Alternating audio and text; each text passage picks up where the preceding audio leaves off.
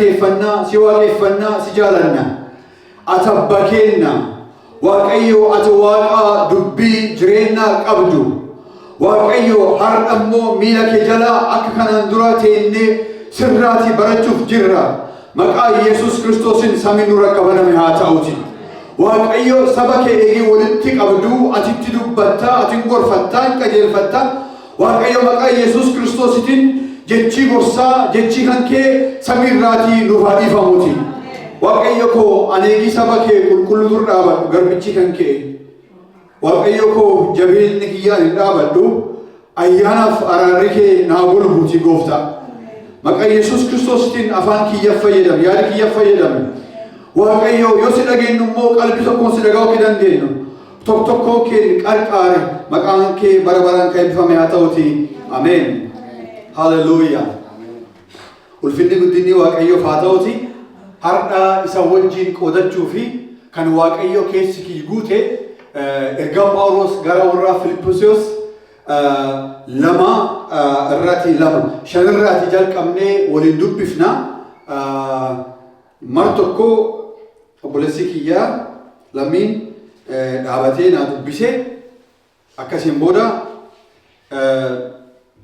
فيليبوسوس لما شانيتي أجا كوداني توكو أجو يا دكرا إذا كريستوس يسوع كابتوري كابادا إني بفوا كماتي نتومجرو والفينا واقع يوماسا أباسا وجن ولسكت إيسو وانت كابتني أفنت إلا كوفني إني والفينا سنة قديسة أكوان وانتو كوتي إنجلي أفقولي bifa gabrummaa fudhate fakkaattii namummaatiin dhalate waan hundumaanis nama ta'ee argame inni gaduuf deebisee hamma du'aatti hamma fannifamee du'uttiyyuu abboomamaa ta'e kanaafis waaqayyo waan hundumaarra caalchisee guddaa ol isa qabe maqaa isa maqaa kamirrayyuu caalu kenneeraaf kanaanis warri bantii waaqaa keessa jiran warri lafa jala jiranis hundinuu ulfina maqaa Yesuusiif jilbeenfatanii akka sagadan godhe arrabni hundinuusi ulfina waaqayyo abbaatiif Yesuus Kiristoos gooftaa akka ta'e beeksisuuf jiru kanaafis yaa michoota koo yeroo hundumaa akkuma abboomamtan yeroo isin bira jirru duwwaa atuun ta'ini caalaadhumatti immoo yommuun isin bira hin jirre akkasuma godha hojii fayyina keessanii wajjin waliif galuu sodaadhaa fi Roman ittifufa hojjeta Amen inga goftan sai bisuti maka waaqayyo barbaran kai bifame haa ta'u Amen Amen waaqayyo jiraatan kunini yooyyuu dukkan keessa gara ifa guddaatti nu yaamu yooyyuu waaqayyo tokkoon kenna fo'atu yaadii waaqayyo warra saba waaqayyoof addaan fo'ame saba waaqayyoof qulqullaa'e warra mudan qabne sagalee waaqayyo akkasidhaa miti waldaan Kiristoos mushirra'ee nuti kan gooftaa Yesuus Kiristoositi guyyaa ammaan tana cidha gooftaa cidha hoolichaatti akkasiin qulqullooftuuf dhiqee qajeelchee mudamana tochee dhiyeessuuni yaada waaqayyooti maqaan waaqaa barbaraan kan eebbifame haa ta'u kanaaf dubbisa keessatti eenyu akka fakkaannuuf akka waaqayyo fakkaannee jiraannuuf akka ambaasadoroota Kiristoos warra maqaa isaa yaamame warra miisaa ulfaata baatee warra ulfinni isaa baatee lafkan gubbaatti maqaan isaatiin yaamametti waaqayyo isa fakkaannee mootummaa isa fakkaannee ijoollee ifa taane soodda biyya lafaa taane darbuu waan barbaannuuf dubbisa keessatti yeroo cufaa maannutocha transformutoch nu jijjiira maqaan isaa barbaraan kan eebbifame haa ta'u man waaqayyo keessatti an fixadheera an ga'eera an eebbifameera an giraajeettocheera ammaan booda guddinni naan hafne namni jechuu danda'u tokkolleen hin jiru maan jennaan eenyu laaraa guddanna jalqabaa fi dhuma amantii keenya akka ta'e Kiristoos laaraa waan guddannuufi haleluuyaa hin qabamnu hin daangeffamnu wanti nu qabu danda'u tokkolleen hin jiru nami nam laalu gufachuu danda'a namni immoo waaqa laalee Kiristoos jiraata laalee gara isaa guddatu immoo hin gufatu hin dhaabatu. Maqaan isaa barbaaraan kan eebbifamaa ta'u. Yaada kan keessa gaa Phaawulos garbichi Waaqayyoo warra Fiiliphoosisuuf eegii barreessu jecha babbareeda hedduu as keessatti agarra. Dubbii Waaqayyoo keessatti, fura tokko keessatti, erga tokko keessatti yoo iyyuu yaadii tokko deddeebi'ee ka'ee qalbeeffachuu qabna. Akkasii miti wanti tokko deddeebi'ee eegee himame maal jechuudha? Waan suni akka dansaa qalbeeffadha jechuudha. Yaada ammaan tana Fiiliphoos kan keessatti waan Phaawulos barreesse keessaa Oromiffaan baay'ee natti tola. Yaada garaa Kiristoos maal tolchaa qabaadhaa jedha. Ameen, ameen, ameen. Ameen, ameen. Yooyyuu deemtanii Qorontos isa duraa lamgubbaa dhumgubbaa deemtanii ilaaltan dubbiin Waaqayyoo waan jedhu nu yaada eenyu qabna? Nu yaada Kiristoos qabnaa jedha. Maqaan Waaqa barbaaraan kan eebbifame haa ta'u. Nu warri jedhan kun warra Kiristoos Yesuus gooftaa jiraataa baasaa lubbuu keenyaa tolchinee fudhanne guyyuun Kiristoos tokko jennee atiin jireenya kee gubbaatti, atiin eenyummaa kee gubbaatti, lubbuu kee gubbaatti, qaama kee gubbaatti mootiidha, gooftaadha jennee gooftaa gara jireenya keenya simanne teessoo hafuura qulqulluu taana. Maqaan Waaqaa barbaaraan kan eebbifame haa ta'u. Ameen, ameen. Isan maneenuti isani mana Waaqayyoo teessoo hafuura qulqulluu akka taatan hin beektani jedha sagalee Waaqayyoo. Nu teessoo hafuura Waaqayyoo waan taaneef hafuurri Waaqayyo suniin qalbii eenyu yaada garaa Kiristoos akka qabnu nu qarqaara. Maqaan Waaqaa bara baraan kan eebbifame haa ta'u. Mootummaan Waaqayyoo mootummaa gabbiiti, mootummaa jaalalaati, mootummaa gadoof deebisuuti. Ameen, ameen, ameen. Seexanaaf mootummaa Waaqayyoo addaan baafnee ilaalle seexanii balleessuuf ijjeesuuf dhufee jedha. Gooftaan immoo jireenya akka isaniif ta'uuf jireenyallee guutee raafaaf isaniif dhufee jedha. Inni kun immoo of tuuruuf dhufee jedha. Isaayyaas 14 gubbaa deemtanii eegilaaltan sagalee nama ajaa'iba tokkotu jira. Akkasidha. Isaniif dubbisaa.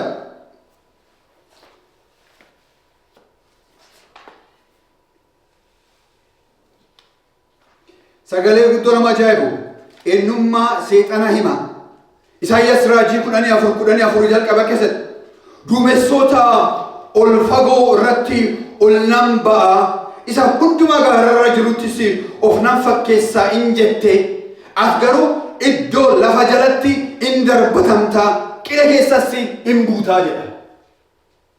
Seexanii of tuulummaan ulfinna Waaqayyoo teessoo Waaqayyoo furamaan tana Waaqayyootiif weeddisuuf faarfaturraati maal ta'e anakka Waaqayyoo ta'uu qaba jedhee of ol qabeenyaan Waaqayyoo achiif warri isaaf is fakkaatu achiiti darbee qiree buusee jedha.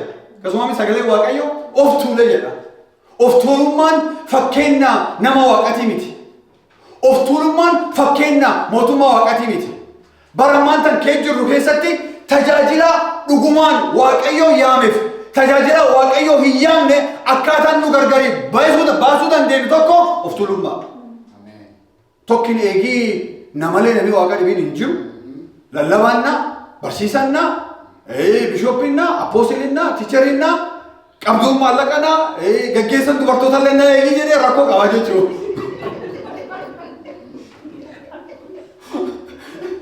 Ameen. Mootummaan Waaqayyoo wal qarqaaraa, ameen, wal baachaa, wal utubaa, gaggeechaa, waliin fidamaa, ittiin bareedaa, ifaarraati ifatti, eebbarraa eebbatti, Kiristoos fakkaachuutti mootummaa itti guddatan. Kanaaf Gooftaan Yesuus Kiristoos irraa barachuu akka dandeenyu yaada garaa Kiristoos qabaadhaa. Inni Waaqa ta'ee, Waaqaan wal qixxaatee odoo jiraachuutti jiru. Inni uuma lafaaf gubbaa ta'ee odoo jiraachuutti jiru. Qoraasiyaas tokko gubbaa 14 deemtanii ilaaltan sagalee Waaqayyoo waan jedhu Gooftaan Yesuus Kiristoos waan hundumaa lafallee gubbaallee waan mul'atu waan hin mul'anne aangoo waan qabu mootummaa waan fakkaatu hundumaa eenyutu uume hundumaa Kiristoositti uume Kiristoosiif uumamee jedha. Maqaan Waaqaa bara baraan kan eebbifame haa ta'u. Kiristoos uuma lafaaf gubbaa kanattu wanti kiyyaaf keessan waanis gaddisiiseef waan eenyummaa isaa fudhateef ulfinnaa gubbaa jirsuni irraati duwwaa of tochee akka fakkeenya namatti gad bu'ee nama ta'ee jedhe. Waaqa fi gad bu'ee nama ta'uun duwwaa jechuudha. Duwwaa ta'e jechuudha. Maqaan Waaqa barbaraan eebbifame haa ta'uuti.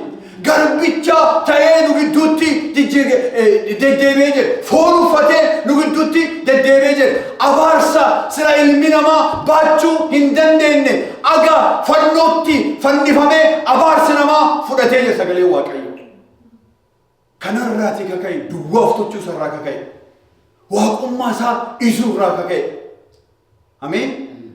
Aarsaa qulqulluu anaaf isaniif ta'uusaa irraa kaka'e. Gooftaan gad bu'ee bartoota isaa aniin moo'uuf hin dhufnee jedhe. Aniin gad bu'ee isan tajaajiluuf dhufee jedhe. Gooftaan kunin gooftaa ta'ee otoo jiru gad bu'ee miila bartoota isaa dhiqee maqaan isaa barbaraan eebbifame haa ta'u. Har'a yaa obboloota koo yaada gara Kiristoos akka isan qabdan sagalee Waaqayyoo nu gorsa ulfinni guddinni isaaf haa ta'u. Ameen.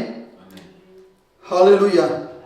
Isin yaada gara Kiristoos qabaachuu jechuun maal jechuu waan jedhu eegii waliin laallu sagalee Waaqayyoo keessatti Gooftaan Yesuus Kiristoos abbaa isaa wajjin yaada abbaa isaa fiixaan baasuuf hariiroo tokko waliin qaba turan. Akkasii miti. Ani yaada eenyu fiixaan baasuuf dhufee jedha. Yaada abbaa kiyya fiixaan baasuuf dhufee jedha. Ani eenyu irraati dhaga'ee dubbadhaa jedha. Ani namoota irraati baay'ina irraati dhaga'ee dubbadhaa. Warra ammaan tana areeda dheereffatee kunoo mana Waaqayyoo guutan keessaa warra irraa dhaga'ee dubbadhaa jedhe. Ani eenyu irraa dhaga'ee dubbadhaa abbaa na erga irraati dhaga'ee dubbadhaa. Ani yaada isaa hojjaa isaa fiixaan baasee darbuuf dhufe nyaata biraan qabu nyaati kiyya hojjaa isaa yaada isaa fiixaan baasuudha jedha. Namni yaada Kiristoos qabu nama hariiroo tokkummaatti amanu maqaan isaa barbaraan eebbifame haa ta'u. Tokkummaa keessa tokkoomuu keessa eebba guddaatu jira. Obboleeyyan tokkummaan eegitaan akkam bareeda jedhan sagalee Waaqayyoo deebinee eegii ammaan tan Filiphosiyoos 2:1 aga 2 deemtanii ilaaltan jecha baay'ee nama ajaa'ibutu jira. Maqaan Waaqa barbaraan eebbifame haa ta'u. Garbichi Waaqayyoo kunin isan yoo Waaqayyoo kan tajaajiltan abboo isan kadhadhaa. Yaada gara kiyya gammachuu kiyya fiixannaa baasa. Yoo maan taatan yoo san gara tokko qabaattan yoo san yaada tokko qabaattan yoo san jaalala tokko qabaattan an garbichi Waaqayyoo hin gammadaa jedha. Maqaan Waaqa barbaraan eebbifame haa ta'u. Akkasidha. Ammas isin warra yaada gara tokko ta'uudhaan jaalala tokko qabaachuudhaan yaada walitti dabaltanii tokko ta'uudhaan yaada tokkotti waliif galuudhaan gammachuu koo fiixannaa baasaa jedha. Ulfinni isaaf haa ta'u.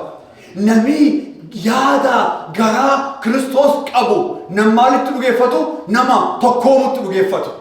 Nama waliin jiraachuutti dhugeeffatu. Ameen. As gubbaa maal ta'a tokko naa ta'a yaada gara keessanii jechi keessan jaalala keessan tokkoomsa wal haasaa waliigala tokko naa ta'a.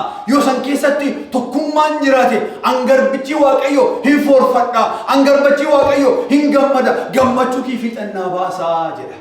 Namni yaada Waaqayyoo qabu maalitti amanuu qaba? Tokkummaa mootummaa Waaqayyootti amana. Sagalee Waaqayyoo keessatti waan jedhu Efesoon gubbaatti akka kanaan dura laalle isan warra dhiyoo jirtaniif warri kaan immoo warri fagoo jiran Gooftaan walitti fidee warra keessaa nama Waaqayyoof ta'e nama haaraa tokko uumee jedha. Ameen. Waaqayyo mootummaan isaa mootummaa tokkummaati. Ameen. Seexanii waan jireenya kee keessatti arge seexanii eebba nu dur jiru waan beekuuf eebba maatii keessatti jiru waan beekuuf eebba obboleeyyan gidduu jiru waan beekuuf eebba saba gidduu jiru biyya gidduu jiru waan beekuuf karaan seexanii inni ittiin hojjetu keessaa tokko obboleeyyanota hadheessu walitti hadheessu eeginni walitti hadheesse maaltu dhabama? Tokkummaatu dhabama. faca'uutu dhufa. Har'a maatiin jabaatee akka hin dhaabbanne seexanii maaliin hojjeta yaada addaa akka obboleeyyan wal jaalatanii wal haasa'anii walii galanii waan warraaf irjiru maatiin akka hin hojjenne waldaan gisee hedduu hin dubbadhu waan kana waldaan adamsi tokko hin qabdu adamsiis hin qabdu wallaan harki guddaan akka maantana bara maantana Phaawulos fa kana nami ammaantan nu qaluuf bahe tokkolleen hin jiru. Nami barballuchuuf tokkolleen hin jiru. Nami nu jeesuuf bahe tokkolleen hin jiru. Walitti hin qabamina, waaqin kadhatina, hin qulqullaa'ina, dubbii waaqayyoon dubbisana, nami nu jeetu tokkolleen hin jiru. Garuu yaada garaa Kiristoos qabaannee dammaquu dhabuu irraa akka ka'e odoo wal harkifnu, odoo wal dhiibnu, odoo lafur wal harkifnu ganni keenya gaarii balleessina jechuudha. Akka maatii ta'uu danda'a, akka bultii ta'uu danda'a, akka warraa ta'uu danda'a, akka biyyaa ta'uu danda'a, akka waldaa ta'uu danda'a. Waaqayyo bara kana gara yaada maantana ititu gara yaada tokkoomu, gara yaada jaalala, gara beekta yaada waaqayyo gara isa cibsu waaqayyo nu haa fiduuti. Ameen ameen. Nami yaada Kiristoos qabu kan of keessaa qaba. Lammaffaan immoo nami yaada Kiristoos gara ofii keessaa qabu nama gad of deebisaadha. Ameen. Gad of deebisuun yoo iyyuu dubbiin waaqayyo namaan galiin ulfaata. Nami cuftinu karaa danda'uun mataa ol qabachuu fedha. Anattu san caala namalee namni hin dhagahina kaaki hiyyaa hin jiru yoo an hin jiraan wanni tokko hin hojjetamu jedha. Kunin yaada seexanaati. Waaqayyo immoo maan barbaada? Obboleessi kiyya na caalaa yaada jedhu of keessatti uumee jedha. Ameen. Obboleessi kiyya, obboleettiin kiyya narri goomti, narri caalti yaadi si dhaga'uuf, herregi isa dhaga'uuf balbal keessa eenyummaa keenya gurri keenya akkaataan wal dhageenyu akkaataan waliin jiran akkaataan wal ulfeessinu kan ta'uu qaba. Maqaan waaqa barbaadan kan eebbifamaa ta'u. Jecha akka malee nama ajaa'ibu tokkotu as keessa jira. Maan jedha gara warra Filiphosiyoos 2:3-4 deemtanii ilaaltan akkasi gad of deebisuudhaan warra kaan ofirra caalchisaa lakkaa'aa malee yaada ofittummaa yookiis of dhiibuudhaan waan tokkollee hin hojjetinaa jedha. Namni ajaa'ibu.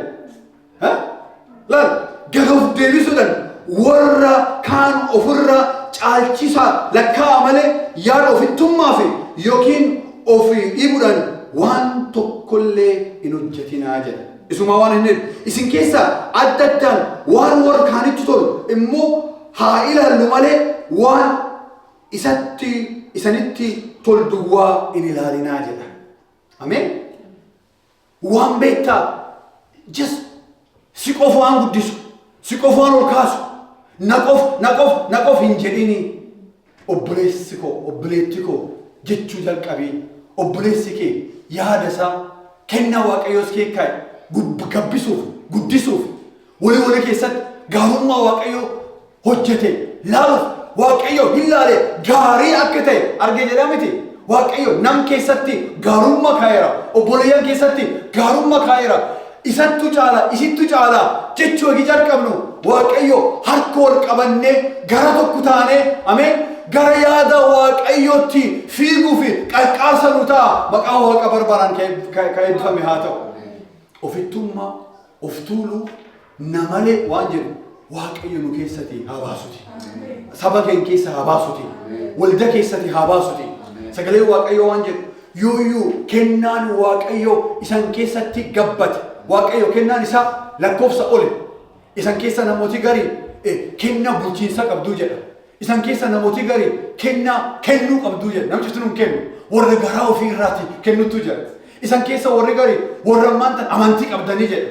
Warri garii isan keessa warri garii immoo fayyisuu dandeettuu jedha. Yoo namaa kadhattan namni fayyaa jedha. Isan keessa namni garii immoo barsiisadha jedha. Isan keessa namni garii immoo geggeessadha jedha. Akkasuma paastar. Isan keessa namni garii sagalee waaqayyoo kan fagoo deemtanii himu wangeelawiidha jedha. Isan keessa namni garii appoostiliidha jedha. Isan keessa namni garii samiin isanirra banamee kun waan yaada waaqayyoo dhalootaaf qabu himtan isan keessa isan proofetootaa jedha. Maqaan waaqa barbaadan kan eebbifamaa ta'u. Yoo kun walitti ittite dhufu maan tocha gara tokkummaa Kiristoositti gara beektaa dammaquutti gara maachuriititti waldaa fida. Waldaan nam tokkoon waldaan akkaataan maanta lafkan gubbaatti arguu jiru socho'uu hin dandeenye. Yoo waldaa Ameerikaa agartan har'a waldaan guguddaan hedduun gargal guddaa keessa jira. Maal jennaan akka garbicha waaqayyo fidoo don taatin akka celebrity namarsa deema. Biikennatti lagarree maaliiti nami shamarroota jaatorbaan marfamanii warra deemu. Waaqayyo wanni inni barbaadu obboleeyyan gurmuu wal ta'anii haleluuyaa yaada akka warri qabu fula tokkotti ititanii kennaa akka warri qabu fula tokkotti fidanii gabbisanii Kiristoos ulfeessanii ameen haleluuyaa waaqayyo kan hafa jireen warra tajaajilanii ulfinni inni fudhate waldaan immoo ittiin eebbifamte biyya lafaaf eebbitaane akka dabarru waaqayyo waldaa dhaabe maqaan isaa barbaran kan eebbifame haa ta'u.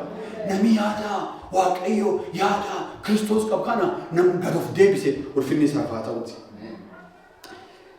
Akka nu cuftu nu beeknu ergaa Yaaqoob keessa gooftaa duratti maal of tocha gad of deebisaa. Inni immoo yeroo isaatti maal isaan tocha ol isaan qabaa jedha. Namatti hin tolu? Ol qabamuun dura maaltu jira? Gad deebi'utu jira. Ameen. Bin argaani waaqayyo. Ammallee immoo kaamaan tana gad deebi'uu fakkeessuu kaamaan tan beektaa lafkeenna baratan kan garaan warra immoo hadha kanaa miti. No. Waaqatu si argaa miti. Ameen. Nami fuula malaalaa miti. Waaqayyo immoo keessa nama qoree beeka miti. Waaqa kan duratti gad of deebisuun nuuf haa ta'uuti. Haleluuyaa. Ameen.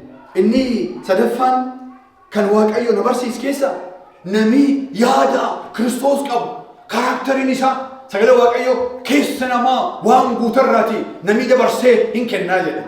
Ameen. Eenyummaan nu qabnu har'a kunini yaada keessi kenna calaqqisa. Nami waan qabu kennaa miti obboleessi biqoo. Waan hin qabne hin kenninu. Kanaaf sagalee waaqayyo waan jedhu yooyyuu yaadii Kiristoos kun nu guute eenyummaan kenna herregi kenna akka fedha mootummaa waaqayyo akka dubbii waaqayyo ta'a ganamaaf galgali kenna haleluuyaa nam tokko bir jiraanne moo maatii guddaa bir jiraan nam tokko tajaajilne moo isteediyoomii tajaajil as jiraanne moo biyyi jiraan nami waaqayyo eenyummaan isaa yaada Kiristoos eegi qabamu maal ta'a karakteriin isaa Kiristoos fakkaachaa dhufa. Warri kun immoo sagalee waaqayyo keessatti gara warra Filiphoosis 4:8 gubbadimtanii galaaltan akkasidha. Ammas yaa obboloota koo waa'ee waanuma dhuga ta'e waanuma ulfinni qabu waanuma qajeelatti lakkaa'amu waanuma qulqullu ta'e waanuma jaallatama waanuma gurratti tolu waanuma gaarii ta'e waanuma galati qabu maal tocha yaadaa jedhe. Akkam namatti tola. Keessi namaa yaadi namaa jireenyi namaa yooyyuu bitta dhugumaan hafuurri waaqayyo nu qarqaaree dubbiin waaqayyo nu barsiisee dubbiin waaqayyo nu dammassee yaadii keessi kennaa dhugaa dubbachuu dhugaa herregu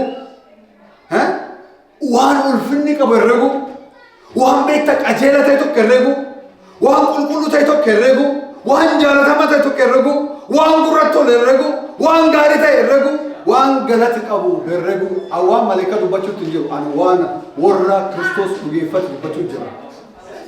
Ameen. Maqaan Waaqaa barbaraan kee eebbifame haa ta'u. Waaqayyo yoo nu dhugumaan laphee Kiristoos gara Kiristoos yaada gara Kiristoos kee jirsun qabaanne keessi kenna wala herreguu hin danda'u. Mootummaa lama bitamuu hin dandeenye.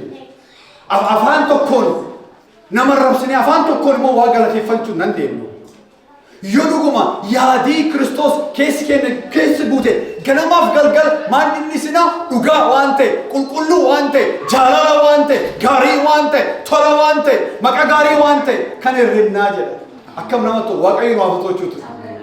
Anjireenkii keessatti every day gida maqaa gooftaa Yesuus Kiristoositiin yaadii kun irraati hafa gad guyyaan hin jettu kolamaa miti.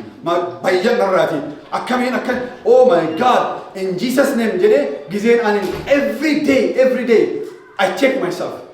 Of laala. Gize garii qilleensi hamaan tokkin yaadii badaan tokkin injiraan miti kabeetta akka yaada waaqayyoon ta'in kaakibet maqaa gooftaa Yesuus Kiristoos narraa fagaadha. Otoo wanni kun oolee bulee waan dhibii kennan buusin narraati. Baay'een jedhee kanam dhibiin barbaan ofirraa haadhee balleessa. Maqaan isaa barbaraan ka'e bifamaa ta'uuti. Waan jennaan dhiigaaf foon waan uffanneef nu Kiristoosi miti. Kiristoos qabnaa malee. Akkasii miti baastar. Every day guyyarra guyyatti warra guddacha dammaqa jijjirama deemnu maqaa waaqa barbaraan kan eebbifame hin fixanne ganne kudhan tajaajirreella agaad ijoollee ammaan tan afuran ijoollee xiqqoo ameen every day maan tana dubbii waaqayyoon of hidhachiisuun dubbii waaqayyo yoonni araargatiin jedhu jilbeeffattee araargaluun dhiisee kiyyeen dhiisuun ameen maqaa waaqa barbaraan kan eebbifame haa ta'uti inni immoo afraffaan namii yaada Kiristoos qabu Kiristoos amanata namii yaada Kiristoos qabu Kiristoosin of jaja maqaan isaa barbaraan kan eebbifame haa ta'u namii yaada Kiristoos qabu baqa gooftaan kii Kiristoosidha uumaan kii Kiristoosidha ani sirratti dhaabadheera ani sirratti of dhiiseera haleluuyaa akka beektaa muka dhaattu galaana dhaabatetti ani latiin kiyya anaa miti isa dhaabachuun kiyya anaa miti isa haleluuyaa nam ta'uun kiyya anaa miti isa eebbi kiyyaa miti isa jechuu dandeenya eenyu amanadha Kiristoos amanadha Kiristoos kanaan of jaja jedha sagalee waaqayyo akkasiin isiniif dubbisa nuyi garuu dhanna qabaa isa dhugaa arganneera isa kan fooniin amanachuu dhiifne Kiristoos Yesuusin ofin jajna hafuura waaqayyoofin immoo in hojjannaa jedha nu eenyutti amananneerra Kiristoositti amananneerra eenyutti of janna Kiristoosin of jajna ka of jaju eenyuun of jaju jedha Kiristoosin of jajuuti jedha jabaan jabeenni isaatiin of hin jajinii jedha beekaan beekumsi isaatiin of hin jajinii jedha ulfinni guddinni waaqayyoof haa ta'u ka of jajeenyuun haa ta'u waaqayyoonni abbaa araaraa ta'uu isaatiin oo'a qabeessi ta'uu isaatiin inni abbaa dhiifama ta'uu isaatiin is beekutti waaqayyo taajajatu jedha maqaan isaa bara baraan kan eebbifame haa ta'uti namni waaqayyo kan amanatu namni waaqayyo kanan jajatu waaqayyo immoo jalqabee aga xumura akka waaqayyo isa wajjin jiru is takkisisu sagalee waaqayyo keessatti nu hima maan jedhe Filiphisiyoos 1:6 waaqayyo inni hojii gaarii san keessa jalqabe hamma guyyaa Kiristoos Yesuus deebi'ee dhufutti fixaan akkin isanii baasu ammaan tocha ani namadhaa jedha namni waaqa kan amanatu nu jalqabsiisee karaa nu nambisu ameen ameen asin nu ga'ee karaa nu nambisu ameen inni baatee asin nu ga'e borii kennalleef abdiin kenneennu isattu nu baata isattu nu takkisiisa isattu harki kenna qabee nu geggeessa maqaan isaa bara baraan kan eebbifame haa ta'uti namni waaqa kanatti jajatu namni isaa abdii tolfatee amanatu inni haleluuyaa jireenyi keenya gurmuu isaa irratti namni baatee eenyu isa ameen ameen ibiddi keessa nu takkisiisee galaan keessa nu takkisiisee hardhaan nu ga'eera inni hardhaan nu ga'e boriifillee maani amanamaadha jedha Phaawulos garbichi waaqayyo du'a dubbachuu hin dandeenye keessa waaqayyo nu baase borillee eenyu amanannaa isa amanannaa inni har'a nu oolche borillee immoo nu oolchaa jedha inni kalee si oolche borillee si oolcha inni baatee si ga'e borillee si baata inni hin dadhabu inni hin muduku sagalee waaqayyo inni hin dadhabu inni hin muduku jedha namni waliin deemu hin dadhaba namni wal baatu hin dadhaba namni waaqii baate immoo dadhabuu hin qabu maqaan isaa barbaraan kan eebbifame haa ta'u namni waaqayyo kan abdate jechi lama jecha ajaa'ibaa as keessatti arga baay'ee na ajaa'iba jechi nu cuftu nu beeku akkasitti jabinnaan gooftanii anaaf kennuun waan hundumaa gochuu nan danda'a jedha garbichi waaqayyo as keessatti odoo jecha kan hin jedhin duratti ani beektaa argadhee beekaa jedha dhabeellee beekaa jedha waan cufa argeera jedha kan cufa keessatti garuu gooftan gabbe jedhe jiraachuu baradheera ameen yaadi kii eenyurra dhiiseera yaadi kii Kiristoos gubbaa dhiisee haleluuyaa jireenya ammaan tan inni naa kennetti dhabee of argeera dhibamee of argeera duwwatee of argeera quufee argeera ballallee argeera eebbifame argeera kan lamaan gidduutti anan waaqayyo kiyyira dhaabadhee jiraachuu baradheera jedha ameen jabin gooftan naa kennuun anammaantu waan cufa tochuu hin danda'e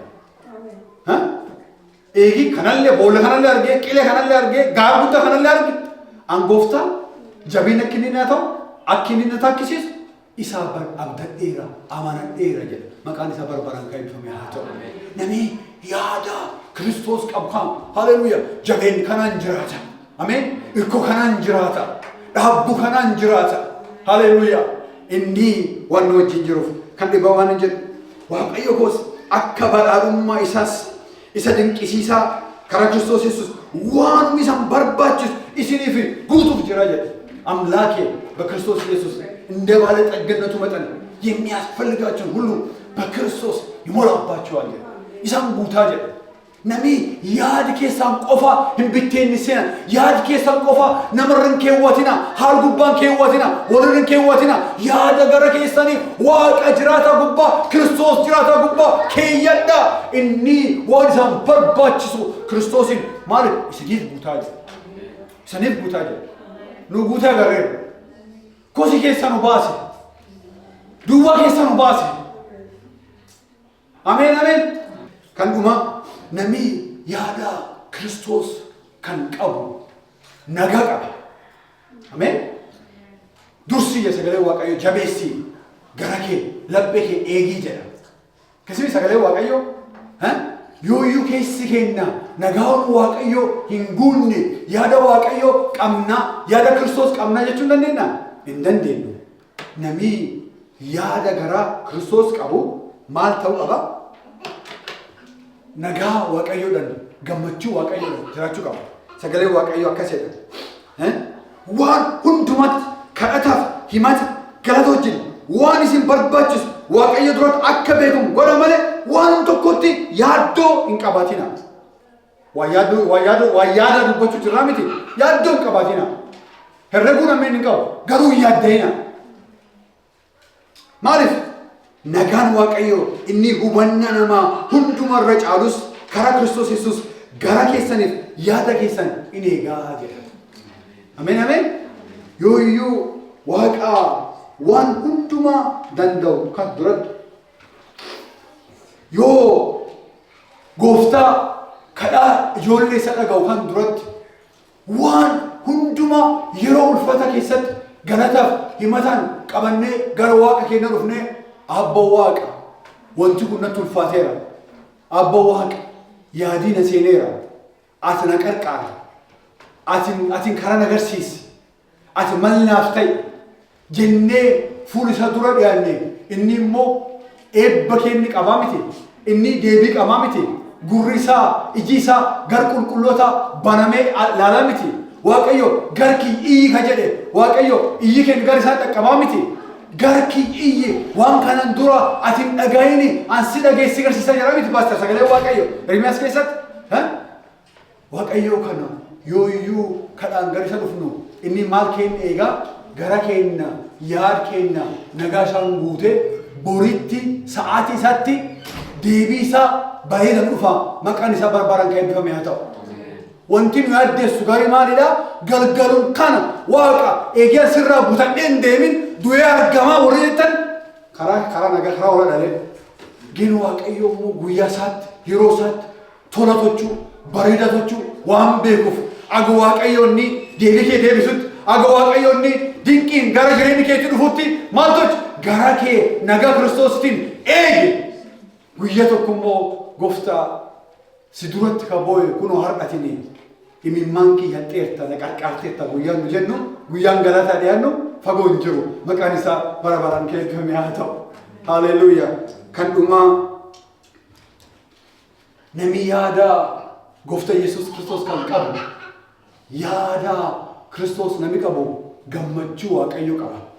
Anammallee deddeebi'ee isaniin jedha eenyuun gammada walii keessan hin gammadan jenne biyya lafa kanaan gammadan jenne eenyu gammada gooftaan gammada gooftaan kun hin jijjiiramu gooftaan kun akka namaatii miti gooftaan kun hunda danda'a Elshadaay maqaan isaa gooftaan kun michuu gaarii abbaa gaariidha gooftaan kun dhiyoodha arrab keenya caala hafuura keenya caala obboleessa caala nutti dhiyaata gooftaan kun o'a qabeessa naasuu qabeessa gooftaan kun dhiisadha gooftaan kun abbaa araarati nami gooftaa kan gubbaatti hirkate gammachuu qaba eenyuun gammada bagum namaan gammadan jenne nami injaara nami jijjiirama nami walii gala nami wal dhaba haaliin tola haaliin jijjiirama biyyiin injaarama biyyiin diigama siyaasaan hin tola siyaasaan hin hammaata Jireen kee keessatti yeroo dheeraa bar dheeraa